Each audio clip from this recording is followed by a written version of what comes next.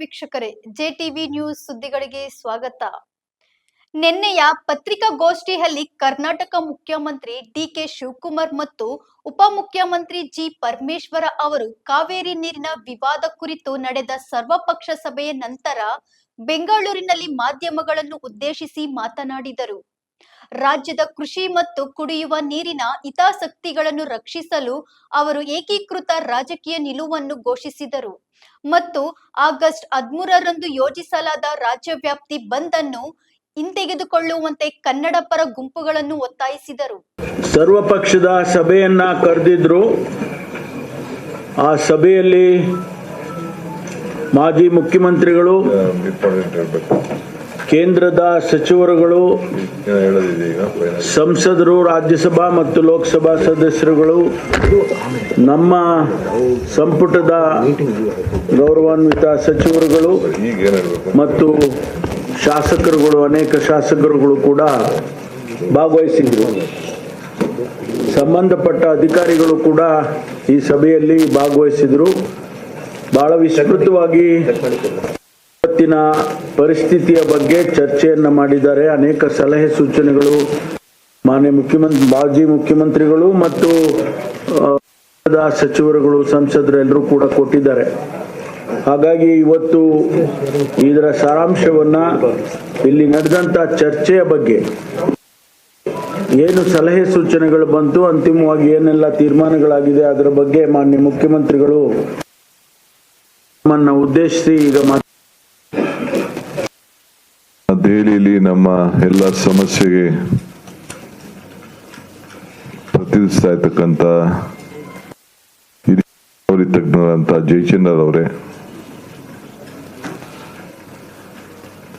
ಖಾದರ್ ಸಾಹೇಬ್ರೆ, ಶಿವರಾಜ ಸ್ವಾಮಿ ಅವರೇ, ಮಾಧ್ಯಮ ಮಿತ್ರರೇ, ಈ ಭಾನುವಾರ ಇಡೀ ರಾಜ್ಯದ ಗಮನವನ್ನ ಸೆಳೀತಾ ಇದ್ದಂತ ಒಂದು ಐತಿಹಾಸಿಕವಾದಂತ ದಿನ.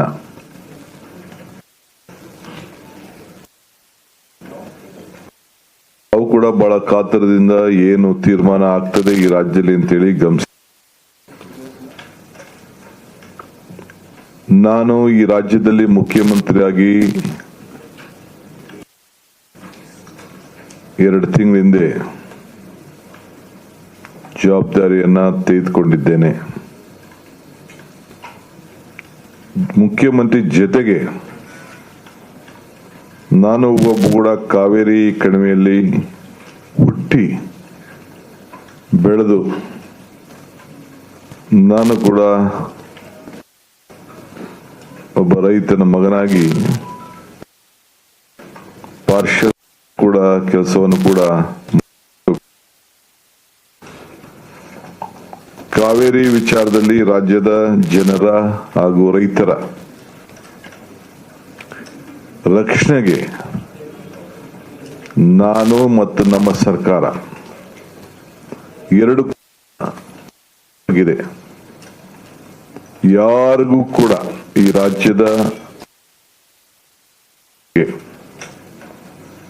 ಯಾವ ತರದ ಅನುಮಾನ ಎಲ್ಲ ಸಂದರ್ಭದಲ್ಲೂ ಕೂಡ ನಮ್ಮ ರಾಜ್ಯದ ಹಿತವನ್ನ ಯಾರಿಗೂ ಕೂಡ ಅನ್ಯಾಯ ಆಗದ ರೀತಿಯಲ್ಲಿ ಆಡಳಿತವನ್ನ ನಮ್ಮ ಸರ್ಕಾರ ಬಂಗಾರಪ್ಪನವ್ರ ಕಾಲದಿಂದ ಹಿಡಿದು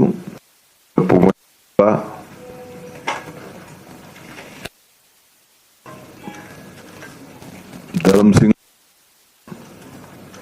ಎಲ್ಲ ಕಾಲದಲ್ಲೂ ಕೂಡ, ಸಿದ್ದರಾಮಯ್ಯನವ್ರ ಕಾಲ, ಎಲ್ಲ ಕಾಲದಲ್ಲೂ ಕೂಡ ಕಾಂಗ್ರೆಸ್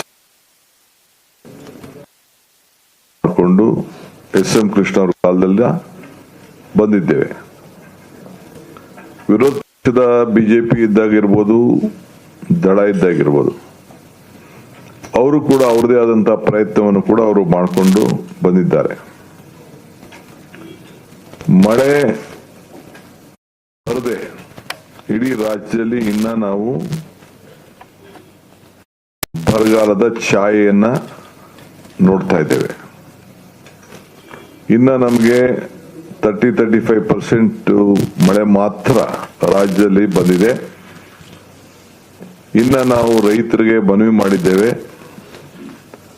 ನಾವು ನಿಮಗೆ ಮಾರ್ಗದರ್ಶನ ಕೊಡೋವರೆಗೂ ಸ್ವಲ್ಪ ತಾಳ್ಮೆಯಿಂದ ಇರ ಅಂತ ಹೇಳಿ ಅವ್ರಿಗೆ ರಿಕ್ವೆಸ್ಟ್ ಮಾಡಿದ್ದೇವೆ, ಮನವಿ ಮಾಡಿದ್ದೇವೆ. ಈಗ CWC ಮತ್ತು MA ಮ್ಯಾನೇಜ್ಮೆಂಟ್ ಅಥಾರಿಟಿ ಮತ್ತು ಎರಡು ಕೂಡ ಏನು 3,500 ಕ್ಯೂಸಿಕ್ ನೀರು ಬಿಡಬೇಕು 15 ದಿನಗಳ ಕಾಲ ಅಂತ ಹೇಳಿ ಆದೇಶ ಕೊಟ್ಟಿತ್ತು. ಇದು ಬಹಳ ಸಂಕಟದ ಪರಿಸ್ಥಿತಿಯಲ್ಲಿ ತೀರ್ಮಾನವನ್ನ 9 TMC ಹೇಳಿ ಬಿಜೆಪಿ ನಮ್ಮ ತಮಿಳುನಾಡು ಸರ್ಕಾರ ಅವರು ವಾದವನ್ನ ಕೂಡ ತುಂಬಿರಲಿಲ್ಲ, ಮಳೆ ಇರಲಿಲ್ಲ. ನಿಮ್ಮೆಲ್ಲರ ಆಶಯದಂತೆ ರಾಜ್ಯ ಜನತೆಯ ಪ್ರಾರ್ಥನೆಯಂತೆ ಇವತ್ತು ಸ್ವಲ್ಪ ನಮಗೆ ಮಳೆ ಬಂದು ಸ್ವಲ್ಪ ಸುಧಾರಣೆ ಆಗಿದೆ. ತಮಗೆ ಹೇಳಬೇಕು ಅಂದ್ರೆ ಈಗ ಬೆಳಗ್ಗೆ ಈ ಮಧ್ಯಾಹ್ನ ಬಂದಿರುವಂತ ನನಗೆ ಮಾಹಿತಿ ಪ್ರಕಾರ ಕಬಿನಿಲಿ 24,000 TMC ನೀರು ಇನ್ಫ್ಲೋ ಕ್ಯೂಸಿಕ್ 24,000 ಬರ್ತಾ ಇದೆ. KRS ಅಲ್ಲಿ 22,000 ನೀರು ಬರ್ತಾ ಇದೆ. ಸ್ವಲ್ಪ ಕೊಡಗಿನಲ್ಲಿ ಮಳೆ ನಿನ್ನೆಕಿನ ಈ ಮಧ್ಯಾಹ್ನ ಬೆಳಗ್ಗೆಯಿಂದ ಸ್ವಲ್ಪ ಕಡಿಮೆ ಆಗಿದೆ. ಹೇಮಾವತಿ ಕ್ಯೂಸಿಕ್ ಹರಿವು ಬರ್ತಾ ಇದೆ.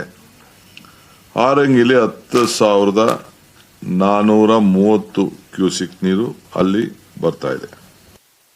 ಒಟ್ಟು 60,378 ಕ್ಯೂಸಿಕ್ ಅಷ್ಟು ಈಗ ಒಳಹರಿವು ಕಾಣ್ತಾ ಇದೆ. ಕುಡಿಯೋ ನೀರಿಗೆ ನಮಗೆ ಎಷ್ಟೇ ಕಷ್ಟ ಬಂದರೂ ಕೂಡ ನಾವು 40 TMC ಸ್ಟೋರ್ ಮಾಡಬೇಕು. 36 TMC ಕಂಪಲ್ಸರಿ ಬೇಕು. ಇನ್ನು 4 TMC ಅಷ್ಟು ಏನು ನಮ್ಮ ಡ್ರೈಗೆ ಮತ್ತೊಂದು ಅವಕ್ಕೆ ಅದನ್ನು ನಾವು ಗಮನದಲ್ಲಿ ಇಟ್ಕೊಳ್ಬೇಕು.